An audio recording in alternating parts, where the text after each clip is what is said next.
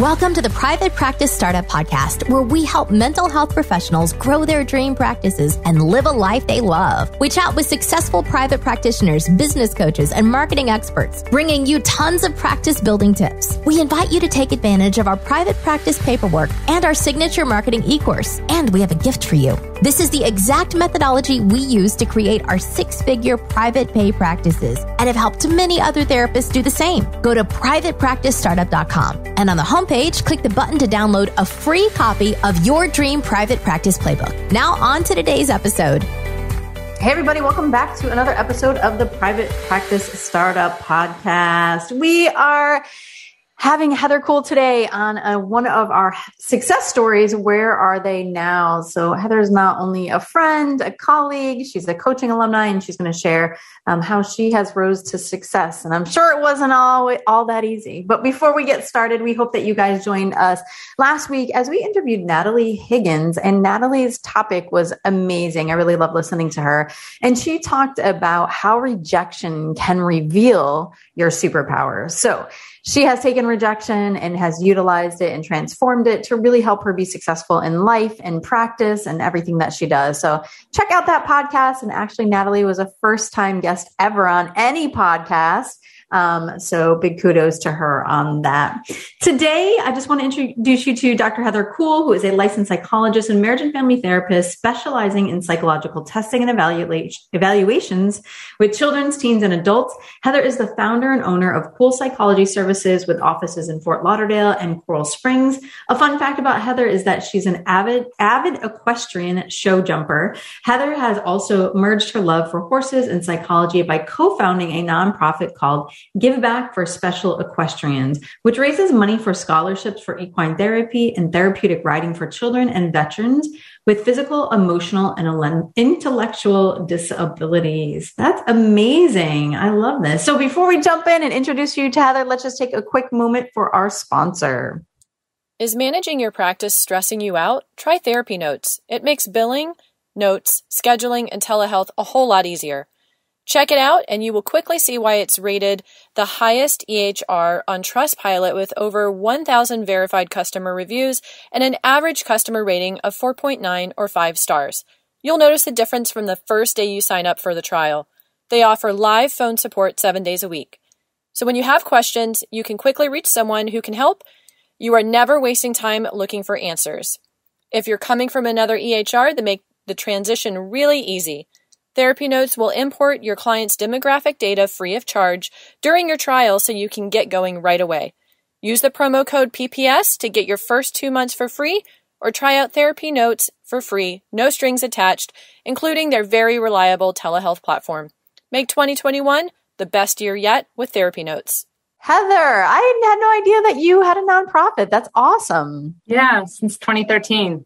That's great. And we raised like over maybe $250,000. Wow. Yeah. Kudos. That's amazing. Yes. And what a great, demographic to serve. I donate a lot to, Canines for Warriors. So for vets and dogs and stuff like that. So yeah, very cool. Well, it's been a long time. We were just chatting that we can't believe we've never had you on the podcast. How crazy. I know. I know. Yeah. It's so definitely been a long time coming. We're really excited to have you on today. And Heather's practice is really neat because she specializes with psychological testing and evaluations. And we've had a lot of e-course and coaching alumni on to talk about their therapy practices. But Heather's story is going to be a little bit different today, telling you about how she's really built a super successful psychological testing and evaluation practice, working with children, teens, and adults here in South Florida. And so, where should we start? Tell us a little bit about your private practice journey. What made you decide that you wanted to be in private practice in the first place? Well, it definitely wasn't a straight trajectory. I actually, when I first went to college at 17 years of age, being from Florida, I went to a university in Virginia. I was in the pre-vet program and I was away from home. I was sad. I was missing family. I hit my first winter and it was like poor decision after poor decision after poor decision. And basically it landed me back home during second semester. My parents weren't happy. I wasn't happy. And my parents did what I think any parent would do, was force me to go to therapy. So it was really this experience that I really had an amazingly skilled psychologist, and she worked with me, worked with my family, worked with my parents, taught me so many insights about myself and taught me about family dynamics. And she really inspired me to pursue psychology.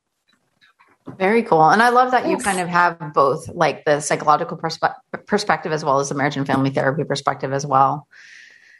Yeah, I originally wanted to simply do therapy. I wanted to be just like my therapist. And I ended up getting my master's in marriage and family therapy. And after I graduated, had my first job working in an adolescent outpatient treatment program. And I loved it. I loved the population. It was challenging. It was rewarding. And the one thing I realized was I really wanted to know more. So that was how I landed back in college to pursue my doctorate in clinical psychology at Nova, Southeastern University, where the program's so large, you're exposed to so many different opportunities and possible careers in psychology. And I love testing. I found out about testing, did neuropsych testing, psychological testing, and really that was how I found my path to what I'm doing currently.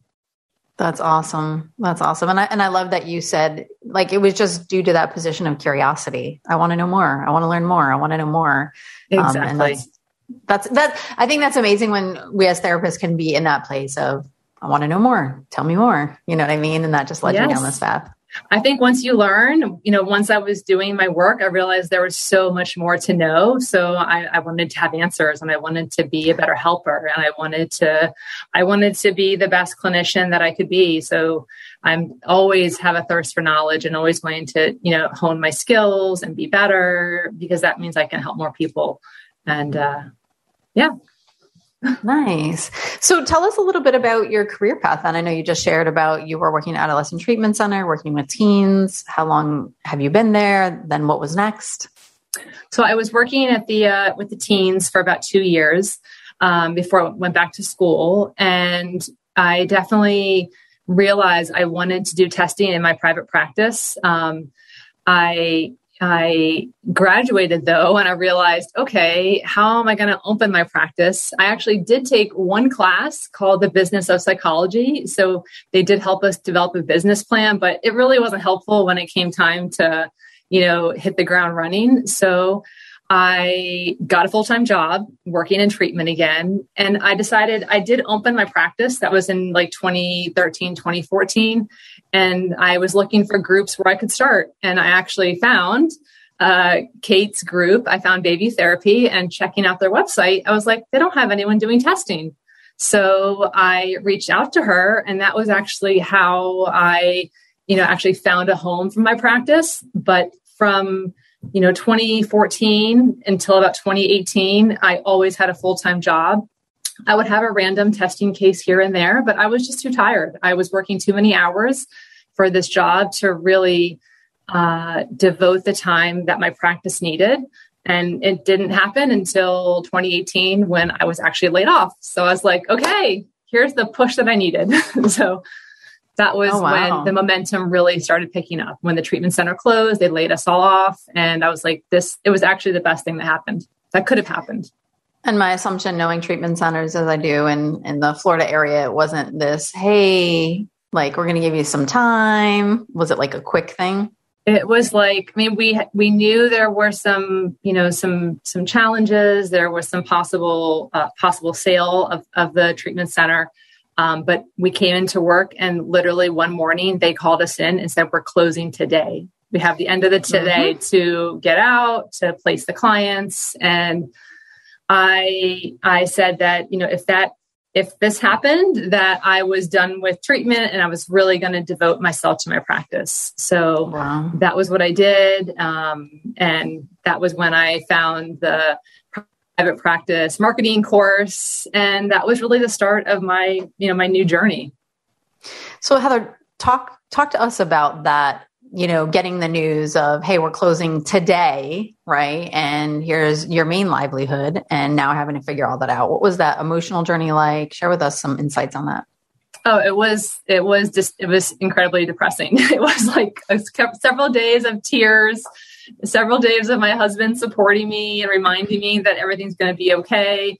It was a roller coaster also because I loved what I was doing. I was doing testing at the treatment center and even doing some neurofeedback, which was really interesting. So it was the disappointment and sadness of losing a job that I loved, the fear of now not having a consistent paycheck, and also coupled with the excitement that now I can do what I really want to do, which is be my own boss, invest in myself, and really get my practice growing. It was a mixture of emotions. I'm sure it was. And actually recently it's interesting. I had a friend very much go through the same situation where she was laid off and poor thing for 2 weeks, was going through all those different emotions. What was the thing that made you pull up your bootstraps and say, all right, this is what I got to do? And what were some of your actions and behaviors that followed? Well, I definitely believe that I'm pretty resilient. So I gave myself some time to mourn and to cry and to be tearful, and, the support from my family and my husband, as well as knowing that there was nothing else to do but to pick up and to do the next best thing. So, I think the first action step that I did was commit to doing the marketing course. I really didn't know how to grow my business. I really didn't know what step to take. So that was a pretty big action step to accept that I had to invest in myself and take the time to really learn the ins and outs of how to get my practice going. Because I knew I had the testing part. I knew I had the clinical part. It was really how to get my practice growing and what is this thing called marketing. Let's just take a quick moment for our sponsor. As a therapist, you're probably too preoccupied with your caseload to think about bookkeeping or tax filing. Herd is a bookkeeping and tax platform built specifically for therapists that helps you track and improve your practice's financial health. Regardless of whether you're a seasoned clinician or in the first year of your practice, Herd will help you identify areas for growth and streamline best financial practices for your business. When you sign up, you'll work directly with financial specialists to track your income and expenses, file taxes online, and grow your business. You'll also receive financial insights such as profit and loss statements and personalized monthly reports. Say goodbye to reviewing spreadsheets and guessing your tax deductions or quarterly payments. Focus on your clients, and Herd will take care of the rest. Dr. Katia, a psychologist based in San Francisco, says, working with Herd freed up my time to focus on what really matters in my practice. Managing my books is now easy, transparent, and cost-effective. Plans begin at $75 per month and can easily be tailored to fit your business's financial needs. Schedule your first consultation at joinherd.com. That's joinherd.com. If you're a private practice owner, this is for you. Running a business is just plain hard. Endless to-do list, employees to take care of, and your ever-present bottom line. So first of all, kudos to you for staying on top of it. I want to tell you about Gusto. Gusto built an easier and more affordable way to manage payroll, benefits, and more. They help over 100,000 businesses with tasks like automated payroll tax filing, simple direct deposits, free health insurance administration, 401ks, onboarding tools, you name it, Gusto made it easy. And they really care about the small business owners they work with. Their support team is attentive and helpful. And since money can be tight right now, you'll even get 3 months free once you run your first payroll. Just go to gusto.com/PPS and start setting up your business today. You'll see what I mean when I say easy. Again, there's that 3 months free. Go to gusto.com/PPS. I love how you kind of leave off with what's this thing called marketing. Let's just go there. What is this thing called marketing? What did that mean for you, Heather? So for me, it meant I had never done marketing. I had a website that I created on my own. I never got any calls from it. I didn't know where to advertise, who to advertise with. So I really learned, first of all, who my ideal client was. I learned who I was marketing to. I got some really helpful feedback about redesigning my website and maybe, trusting a company who specializes in that to get me more calls. And all these things that I did really helped the calls come in, and really taught me, where to reach out, where to look for clients. Very good. And one of the things that you talked about is like investing in yourself. And I know that we all have gone through that. Like, should I, where should I, is this going to be worth it?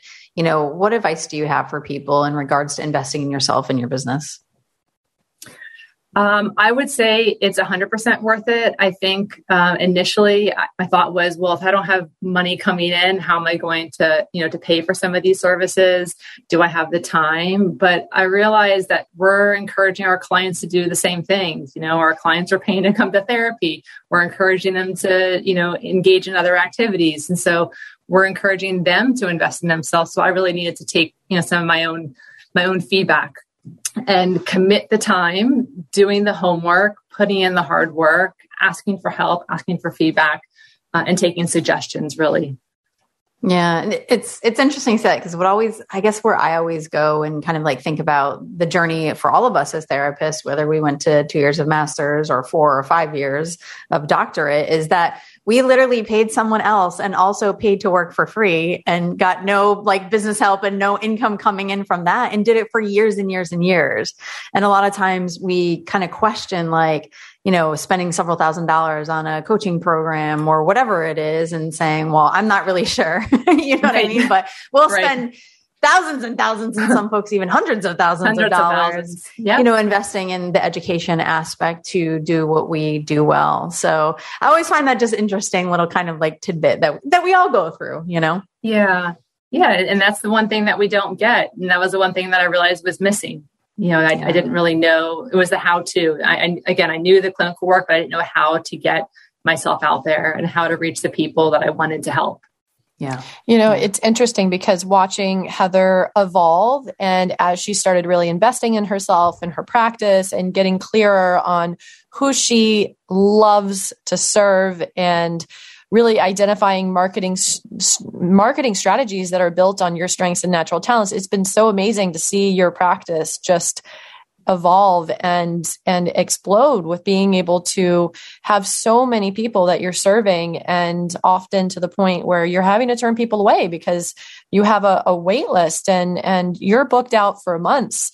So what would you say has been most effective in the marketing strategies that you have been using as you've been working to fill your caseload with the testing and evaluation services that you provide? I think it was figuring out where are my clients. So, I do testing with children, teens, and adults, but I really tend to get a lot of referrals for children and teens. So I formed a couple good relationships with schools in the area. And then, when you provide a good product, the school tends to send you more referrals. So there's been a few relationships I've really been able to strengthen and develop. And then even connecting with a couple of the child and adolescent psychiatrists in the area and doing the same thing. They need somebody to send their clients to for testing and referrals. And so I've been able to develop those relationships. So I think the biggest takeaway, from the marketing was learning how to really develop those relationships. And that's been, I'd say, my major source of marketing is developing good relationships with people in the field and then, working together. And what are some of your tips on how you've developed those relationships over time? So my tips would be to, think about what relationships do you want to strengthen. For me, the schools that I worked with pre-COVID, I would go to the campuses, meet with the teachers, get a chance to know them, for them to know me. I even provided a few resources for teachers, and then fostering those relationships by, sending holiday gifts and stopping by in summer and wishing everybody well. For the psychiatrists, always connecting whenever they do send a referral, thanking them, reaching out to them to get their insights and vice versa. So I think once I've honed in on who the referral source is, like spending time and energy to make sure that relationship is strong. And was that something that's come naturally to you because you just kind of enjoy doing that? Or that's like something that you've realized as a skill that you've had to develop and like really be intentional about following up and things like that? It definitely doesn't come natural, but I actually learned that skill very well working at one of the treatment centers. I used to work at a treatment center in Palm Beach. and they required us to do these weekly check-ins with all referral sources. And there were also a lot of events where the professionals came to our treatment center. So I think there I really fine-tune those skills of realizing how important referral sources were and how important establishing that relationship is. And I love that you share that, because one of the things I often reflect on is, all the careers I've had and the things I've done and what we've taken away from each of those that has made us a better business owner. So I like that you share that. Thank you. What were some of the difficulties that you had to overcome getting to where you are today? I think just my own fear and anxiety. I think the big one is like that whole imposter syndrome that, I'm starting out, especially, the anxieties about being new, about not really knowing what I'm doing. Also, not feeling confident in business. So not even feeling confident in marketing. So I think just getting over the anxieties of embracing the fear of not really knowing how to start a business, but just taking it one step at a time, having mentors, getting feedback was really helpful for me to overcome that. Nice. And who have been some of your mentors throughout your journey? Well, definitely Kate. Kate's definitely been a huge mentor. And at Bayview, we have so many wonderful therapists who there's been a few that I've been able to connect with and get feedback. I also have a few colleagues that also do testing. So we're always bouncing ideas off each other, talking about how we structure our business. How do you get referrals? How do you do reports? So I think I've been really pleased by how welcoming and how supportive colleagues have been. And I think that's really helped me. Nice. I'd love for you to share with us a little bit about your nonprofit. Sure. So Give Back for Special Equestrians. It is definitely something near and dear to my heart. I founded it along with my co-founders, Sissy DeMaria Cohn and Isabel Ernst. And we all are avid horse lovers, and we all have ridden for most of our lives. And we all also have a passion for giving back. So we started in 2013, and we started very small. We would, on Saturdays, go to Barnes and ask people to give us $1 or as much as they could. And over the time, we've been able to grow now to having a larger board. We have an official website. We're developing events, and we've been able to raise quite a bit of money for children and veterans who really, may not be able to afford the life-changing therapy of equine therapy, and giving them the opportunity to do that. So it's been really incredible. We're all volunteer. So we all bring our own passions. Sissy's a marketer.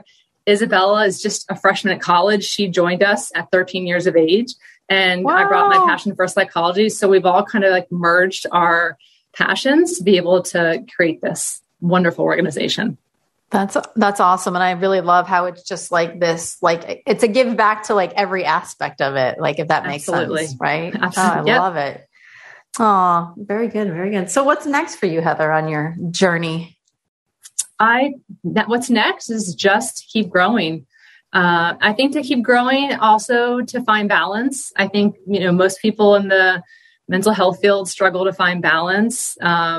And because when it comes to testing, it's not like I have consistent clients. So my weeks kind of ebb and flow.